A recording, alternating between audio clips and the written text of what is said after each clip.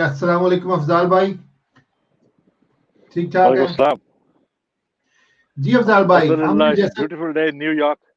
एक नई series start कर रहे हैं फास्ट बॉलिंग के ऊपर। तो वो लड़के जो फास्ट बॉलिंग करना चाहते हैं और नए नए क्रिकेट में आते हैं और इवन जो क्रिकेट खेल रहे हैं उनके लिए भी फायदेमंद हो। तो आप बताएंगे हमें कि ये फास्ट बॉलिंग में सबसे इंपॉर्टेंट तो बॉल पकड़ना ही होता है, ग्रिप ऑफ द बॉल होती है, कि उससे भी बड़ा फर्क पड़ता है। तो ये हमारे देखने वालों को प्लीज बताएंगे जरा।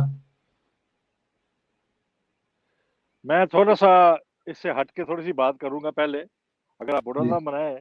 ये जो ना ना सिलसिला कर बिल्कुल। रहे हैं ना, जो आप या मैं हम कर रहे हैं, हम ये हमारे करने का मकसद ये है कि इसमें कोई हमारे कोई फ़ाइनेंशियल बेनिफिट नहीं है। ये सिर्फ़ जी यही है कि आपको भी एक्सपीरियंस है और आपका भी पैशन है, same is mine. It's my passion, it's my I mean used to be a profession और लव ऑफ द गेम। और इट्स टाइम नाउ कि हम चाहते हैं कुछ ना कुछ डिलीवर करें अपने मुल्क के बच्चों के लिए, क्रिकेट के लिए, ताकि जो टाइम हमने अपनी क्रिकेट शुरू करते वक्त गुजारा था कि ना हमें कोचिंग की फैसिलिटी थी, ना कोई बताने वाला था, उनको ये प्रॉब्लम ना हो। और आजकल डिजिटल का दौर है, हर बंदे बच्चे के पास सेल फोन है, और ये देख के अगर कोई सीख जाए और उस पर अमल करे तो मेरा ख्याल है इससे अच्छी कोई चीज़ नहीं होगी। तो दिस इज द रीजन, और I request to all my former cricketer, और जितने भी हमारे क्रिकेटर है ना, बजाय देख के प्रोग्राम किसी को क्रिटिसाइज करने के, जो जो उनके पास नॉलेज है ना, हर कोई अपने एक क्लिप बना के, चाहे बॉलिंग हो, चाहे बैटिंग हो, चाहे फील्डिंग हो, चाहे स्पिन डिपार्टमेंट हो, चाहे उनका कोई एक्सपीरियंस हो, तो वो लगा दिया करें, ताकि इससे ना नौजवान बच्चों को फायदा पहुंचेगा। और ये बहुत इससे यानी कि मुल्क की खिदमत भी हो जाएगी, क्रिकेट भी की खिदमत हो जाएगी।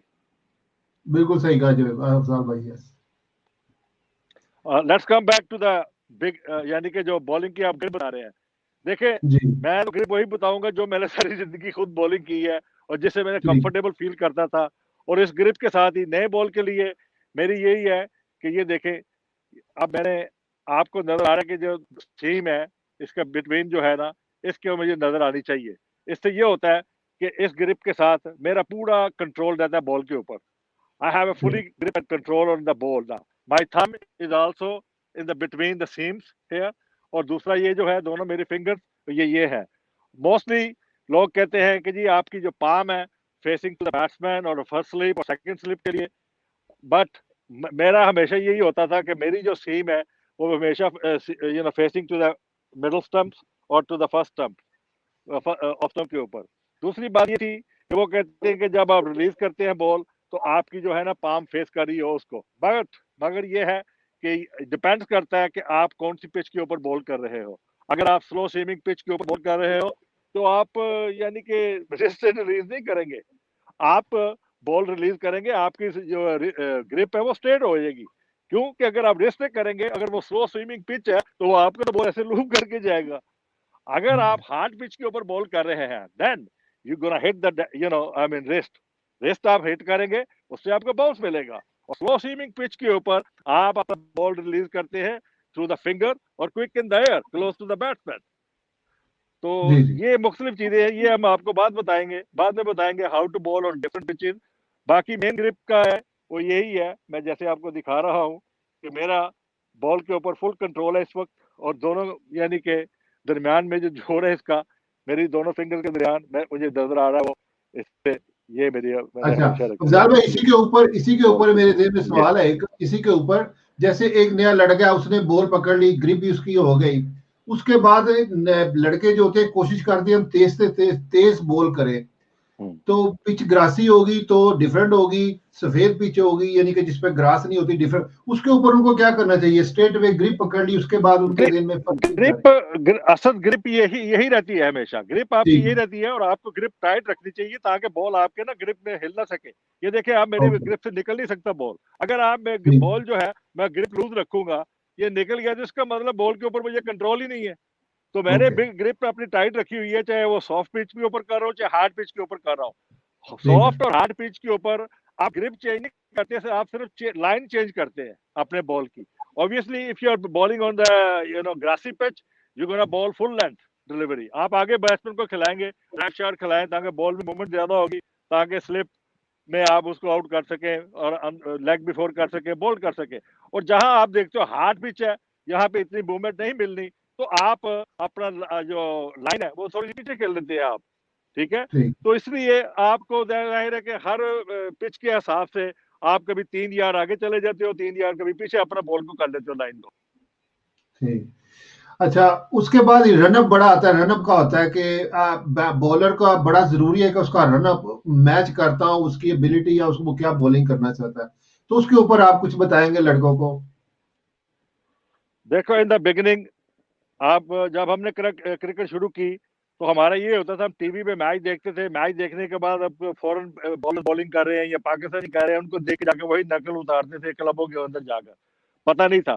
फिर लकीली जब अच्छी क्रिकेट खेलनी शुरू की तो हमें फजल महमूद जैसे, नजर मोहम्मद जैसे, असलम खोकर जैसे बहुत अच्छे कोचेज मिले, खान मोहम्मद जैसे, and we learn a lot. मगर मैंने जो अपना रनअप जो शुरू किया था, प्रॉपर सेटअप किया था, वो आप कह लो कि जहां से मैंने टेक ऑफ करना था ना, वहां से लेकर 25 कदम का मेरा रनअप होता था, 15 कदम के ऊपर मैं मार्क लगाता था, फिर उसके बाद 10 कदम एक्स्ट्रा आगे जाता था। वो जो 10 कदम एक्स्ट्रा होते थे उसमें मैं स्लो यानी कि आता था, और जो 15 कदम थे जहां मैंने मार्क लगाया होता था, वहां से मैं अपने आप को एक्सेलरेट करता था, यानी कि तेज भागना शुरू करता था। फिर मैंने जब यहाँ पे निशान लगाया था टेक ऑफ पे, फिर यहाँ से मैं अपना टेक ऑफ करता था। जब टेक ऑफ करता था, टेक ऑफ करते वक्त मेरी कोशिश ये होती थी कि जो मेरा लैंडिंग फील्डिंग है ये जरा मेरा साइडवेज हो। अच्छा। मोस्टली आप देखते हैं कि कई आजकल बच्चे जो है ना, वो ये इतनी इंपॉर्टेंट चीज है कि टेक ऑफ और लैंडिंग के वक्त कि उनका वेट पीछे नहीं जाता, जिसकी वजह से वो आते हैं बॉक्स के अंदर ही वो ड्रॉप हो जाते हैं और वहीं से बॉल डिलीवर कर देते हैं।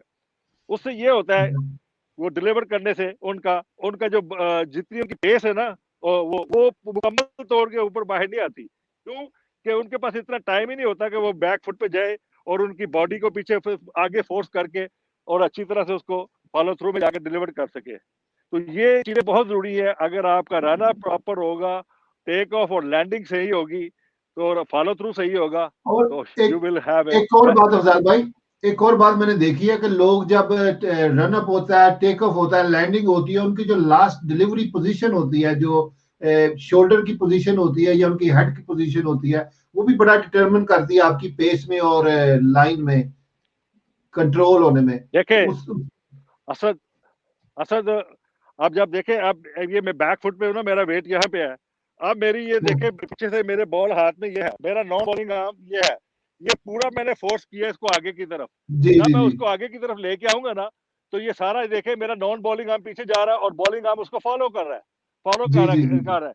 और दूसरा आप ये देखे, मोस्टली प्रॉब्लम क्या होती है, ये जो लैंडिंग फीट है ना, बाद ये should be facing towards the batsman, मगर हमारा ठीक ये हो रहा है कई बंदों के ना लेग स्लिप की तरफ जा रहा है, किसी का गली की तरफ पोजीशन में जा रहा है फीट, और उससे ये होता है कि और उनकी नी बेंड हो जाती है, ठीक। और कुछ अरसे के हाँ बाद उनको ये नी प्रॉब्लम होनी शुरू हो जाती है। इसका बहुत इजी तरीका है, मैं आगे जाके आपको बताता हूँ कि how to get away from this problem. Mostly जब आप अपना बैक फुट से फ्रंट फुट के ऊपर अपना वेट ट्रांसफर करते हैं, ये सबसे ज्यादा इंपॉर्टेंट है। और ये कैसे होता है, हाँ आई होप कि पाकिस्तान में बहुत से कोचेज हैं कि इसका ये होता है कि आप पहले अपना से शुरू करें, 1 2 3 4 up down and follow through, ये प्रैक्टिस करें डेली। जिनको ये प्रॉब्लम है, आहिस्ता आहिस्ता आहिस्ता आपका टेक ऑफ भी बन जाएगा, लैंडिंग भी आपके अंदर आ जाएगी। आपका जो लैंडिंग फीट है, जो आप कह रहे हैं कि उसकी डायरेक्शन सही नहीं है टुवर्ड द बैट्समैन, वो भी मैं आपको बताता हूँ कि उसको कैसे ठीक करते हैं। ठीक। सही। हाँ, तो इम्पोर्टेंट चीज जो आप बोल रहे हैं उसमें वेट ट्रांसफर है आदमी का, बॉलर का, कि रनअप के दौरान आपने अपने वेट को ट्रांसफर डेफिनेटली, करना क्योंकि और जब तक पीछे से फोर्स नहीं आएगी आगे, हाँ पीछे से फोर्स करेंगे आप बॉडी को आगे, तो आप तेज बॉलिंग कर जी सकेंगे ना।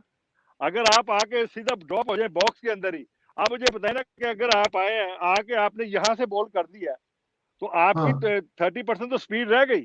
अगर आप ठीक इसको ठीक। पीछे से लेके आएंगे आगे, तो फिर आप अंदाजा लगाओगे वो जो 30% जो फोर्स थी, पेस थी, वो आपकी बाहर आ जाएगी।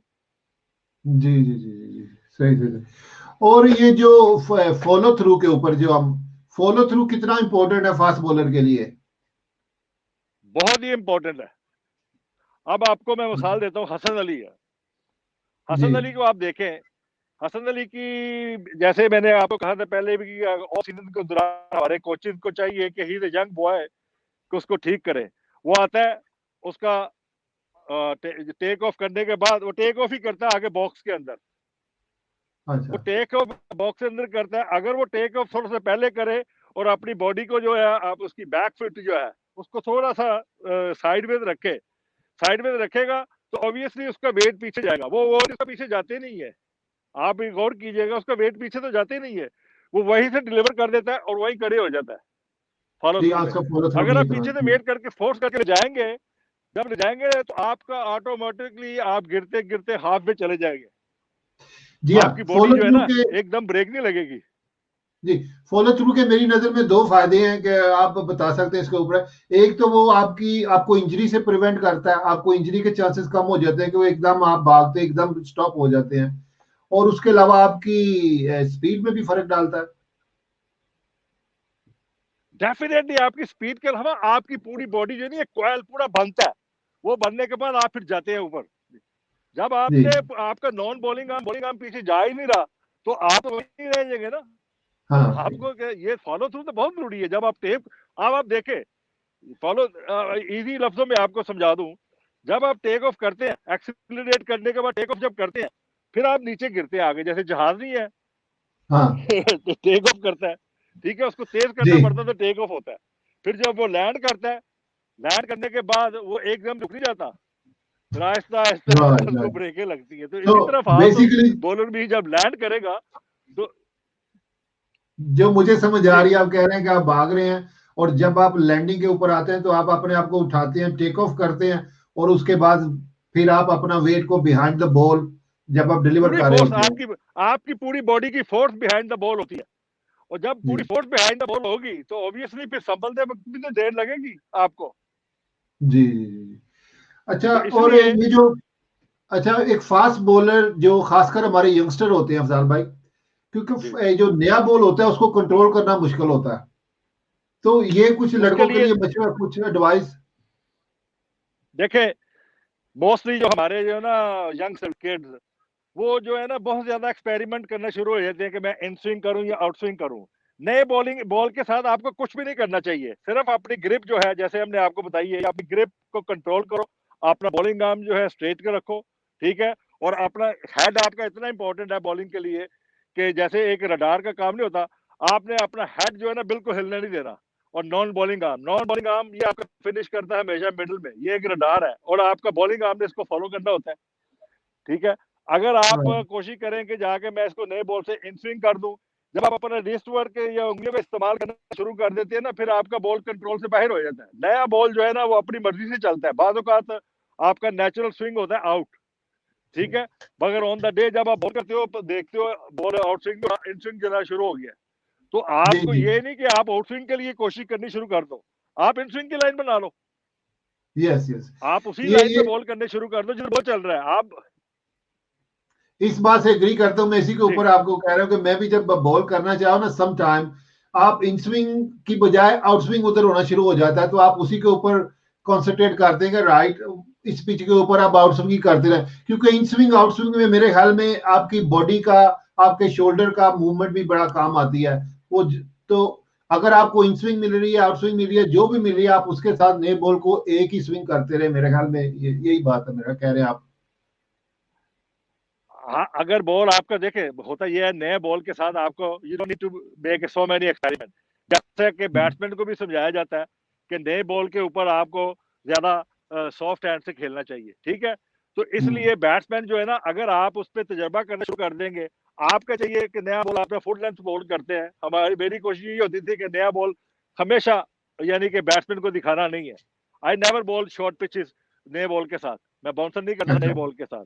हाँ, क्यों? ये अच्छी टेक्निक बताई आपने, अच्छा ट्रिक बताया। फास्ट बॉलर जो सुन रहे हैं, हमें देख रहे हैं, कि नए बॉल के ऊपर बाउंसर ना करना चाहे, ना करे। बिल्कुल, उसके क्योंकि बैट्समैन तो उस वक्त अंधा होता है और घबराया होता है वो, और उसके लिए ना सबसे ज्यादा मुश्किल बॉल वही होता है जो आगे से आता है और उसको ये नहीं पता चल रहा होता कि अंदर आएगा ये बाहर निकलेगा।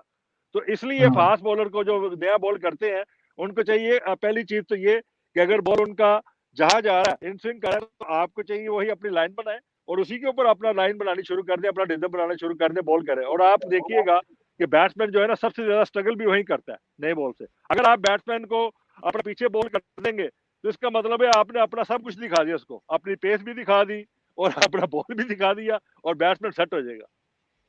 ठीक ठीक ठीक ठीक ठीक। और तो इसका मतलब मुझे जो स्टैट्स का पता है, हमने इतनी क्रिकेट देखी है, आप भी जानते होंगे नए बॉल के साथ हमने बहुत कम फास्ट बॉलर देखे पूरी दुनिया के जो कि नए बॉल के ऊपर इन स्विंग और आउट स्विंग दोनों कर सकते हैं। तो इसलिए यंगस्टर या देख जो हमें देख रहे हैं या प्लेयर्स हैं, वो भी कोशिश ना करें नए बॉल के ऊपर एक इन स्विंग एक आउट स्विंग, इसकी ना तो वो इट्स नॉट इजी। सही कह ये रहे हैं। सिर्फ एक 5 ओवर का खेल होता है, नया बॉल 5 ओवर का, 5 या 6 ओवर का, ठीक है। 5 या 6 ओवर के बाद बॉल जो है ना, आपको पता चल जाता है कि ये सीधा चल रहा है या उल्टा चल रहा है, विद द शाइन अच्छा चल रहा है और अगेंस्ट द शाइन चल रहा है, ठीक है। अच्छा फिर आप उसके मुताबिक आपके साथ जो पार्टनर होता है दूसरे एंड के ऊपर बॉलिंग करने वाला, आप दोनों को पता चल जाता है कि ये बॉल अब किस तरह चल रहा है, और आपका पूरा फिर कंट्रोल हो जाता है बॉल के ऊपर। फिर आप उसको अपनी मर्जी से चलाते हो।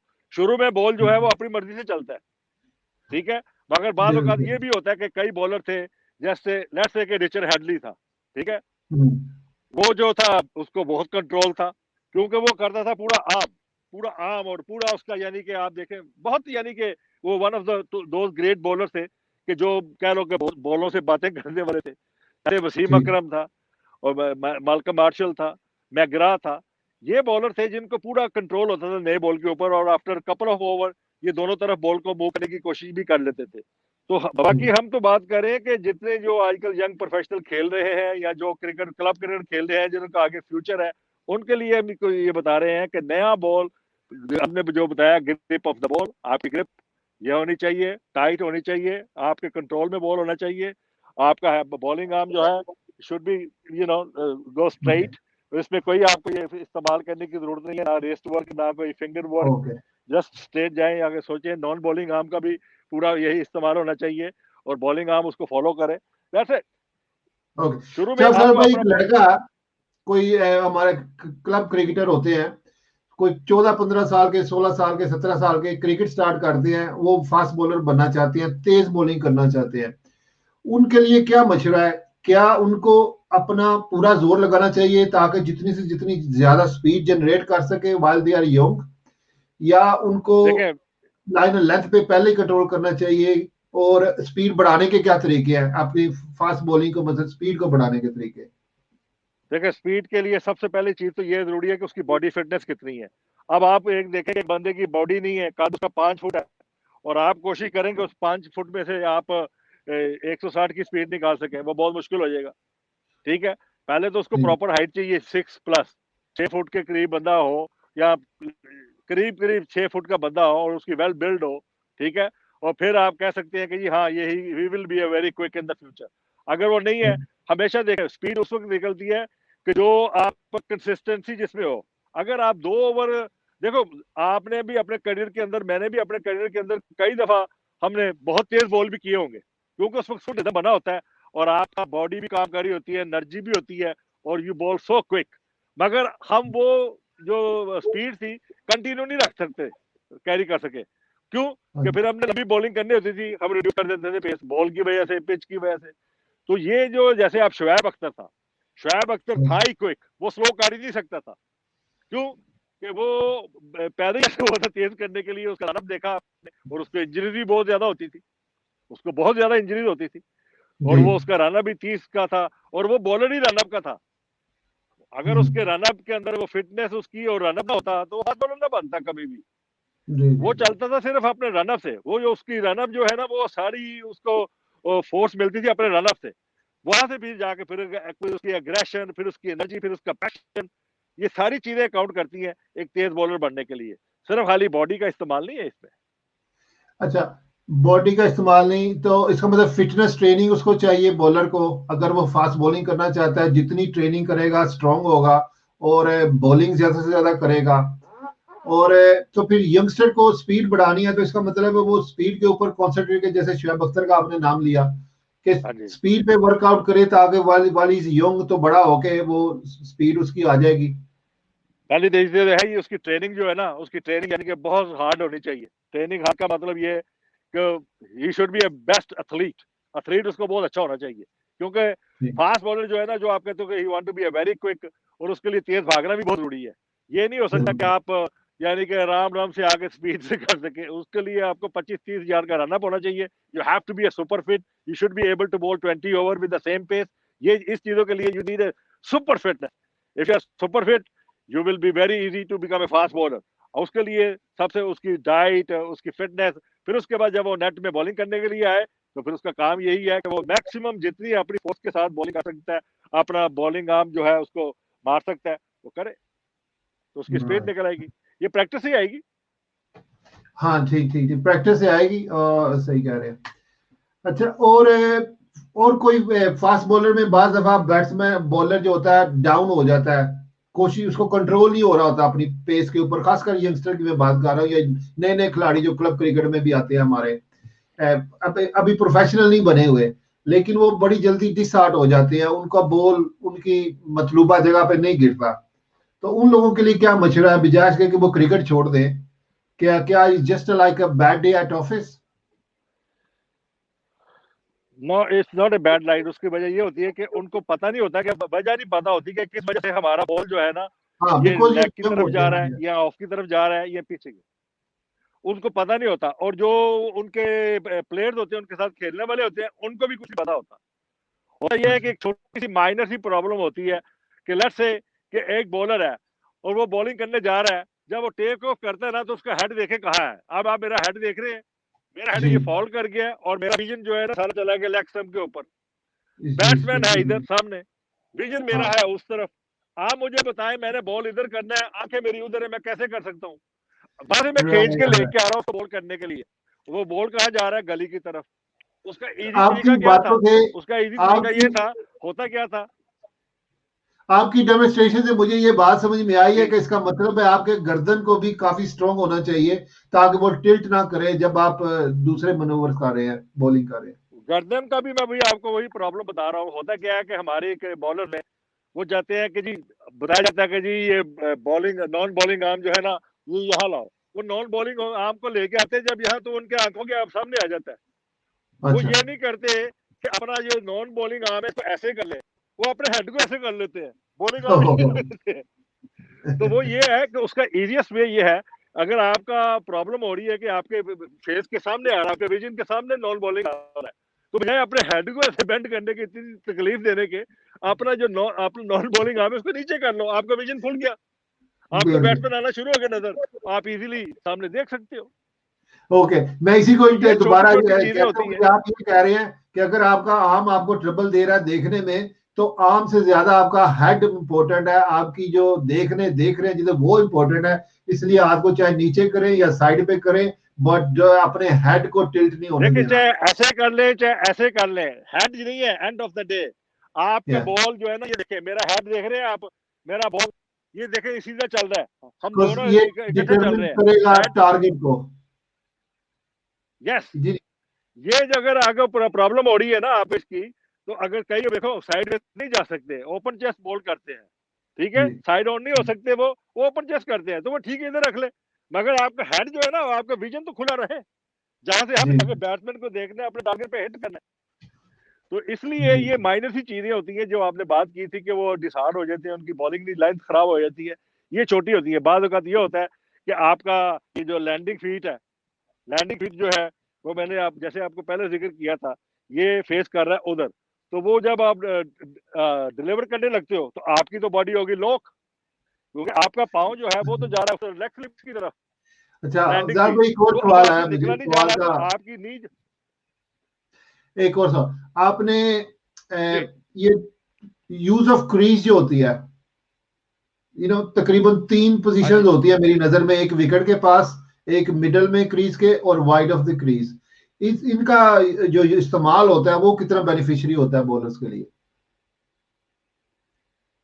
देखें, क्रीज ऑफ इस्तेमाल ये शुरू होता है प्रोफेशनल के लिए, जी जी ये बिल्कुल, हम थोड़े नेचुरल अपने हो गए। फ्यूचर के लिए रख लेंगे, ताकि चलो ठीक है। हाँ, वो क्योंकि ये क्रीज का इस्तेमाल आप तब करते हैं, पहली बात तो ये है कि क्रीज का इस्तेमाल किया जाता है सम टाइम आपका बॉल जो है बहुत ज्यादा स्विंग हो रहा है, ठीक है, जी लेट्स से कि आपका आउट स्विंगर बहुत ज्यादा हो रहा है, तो आप क्लोज टू द स्टंप कर रहे हो, वो आपको जरा सा वाइडर ऑफ द क्रीज आ जाओ और आउट स्विंग करो, एंगल बनेगा आपका इन स्विंग का, आपकी लाइन सही हो जाएगी, इन स्विंग की तरफ चली जाएगी, बॉल बाहर निकल जाएगा। ऐसे मैं जी करता था, जी। मैं तो आउट स्विंग करता बिल्कुल था सही। एज ऑफ क्रीज से। ये उस यंगस्टर के लिए है ना, जब देखे कोई यंगस्टर है, उसको कंट्रोल नहीं हो रहा, जैसे आपने बयान किया, आउट स्विंग कर रहा है, क्लोज ऑफ द क्रीज से कर रहा है, वो स्टंप से कर रहा है, तो थोड़ा सा वाइड होके कर ले, तो ये नहीं कि वो भी इस्तेमाल कर सकते हैं, इवन दो कि वो इतने बड़े वो भी कर प्रोफेशनल नहीं सकते थे। हैं, वही वो कर सकते हैं। दूसरा ये है कि अगर आपका बॉल इन स्विंग हो रहा है, बहुत ज्यादा लेग से बाहर जा रहा है और आप मिडल ऑफ द क्रीज से बॉल कर रहे हो या एज ऑफ क्रीज से कर रहे हो, उसके लिए आप क्लोज टू द स्टंप आ जाओ, इन स्विंग ही करो, क्लोज टू द स्टंप आके करो, एंगल बनेगा आपका आउट स्विंग का, ठीक है, मगर आपकी बॉल अंदर आएगा, आपकी लाइन बन जाएगी।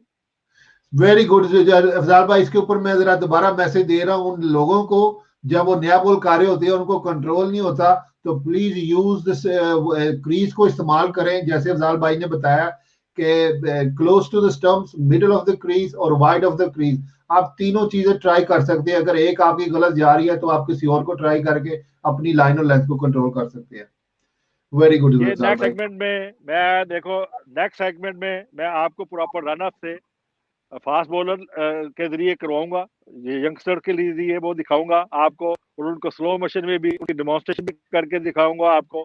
अपने साथ बॉलर रखूंगा मैं दो, वो जो आपको बताएंगे कि वो उनका रन अप, उनका crease of the use, grip, हर चीज जो है ना, ये कह लो कि डेमोन्स्ट्रेशन के साथ इंशाल्लाह ताला जो नेक्स्ट टाइम हम करेंगे। वेदर बेहतर हो रहा है, आज ये पहला दिन था न्यूयॉर्क के अंदर कि वेदर इज 60 और एवरीबॉडी इज आउट। आप देख रहे हो पीछे क्रिकेट भी हो रही है, वहाँ बेसबॉल हो रहा है, यहाँ गर्ल्स जो है फुटबॉल खेल रही हैं, यहाँ पार्टी चल रही है। तो ये आज का दिन था, इसलिए मैं भी बाहर आ गया, मुझे भी अच्छा लग रहा था। तो इंशाल्लाह next few days we gonna have a quite nice weather, वो हम फिर बाहर आउटफील्ड में आएंगे। तो मेरे पास वो मुराद है, फास्ट बॉलर एक दो और है, उनसे कह के ग्राउंड में फील्ड में आके पूरा सेगमेंट बना के दिखाएंगे इंशाल्लाह। वेरी गुड फजाल भाई, जैसा कि ये मुझे उम्मीद है ये हमारे देखने वालों को बहुत पसंद आएगा। अफजाल भाई ने तो कह दिया, बता दिया कि नेक्स्ट आने वाले हमारी जो एपिसोड्स होंगी उसमें हम क्या आपके लिए प्रोग्राम बनाएंगे, और इसी सिलसिले को हम चलाते रहेंगे, और उम्मीद है कि हमारे देखने वाले बड़े शौक से इसका इंतजार करेंगे। तो आज के लिए बहुत बहुत शुक्रिया अफजाल भाई, आप न्यूयॉर्क से हमारे साथ हैं और हमें अच्छा मौसम भी दिखा रहे हैं। यूके में वेदर उसी तरह का नॉर्मल है, प्रिटी मिजरेबल। तो इंशाल्लाह अगले प्रोग्राम के लिए खुदा हाफिज।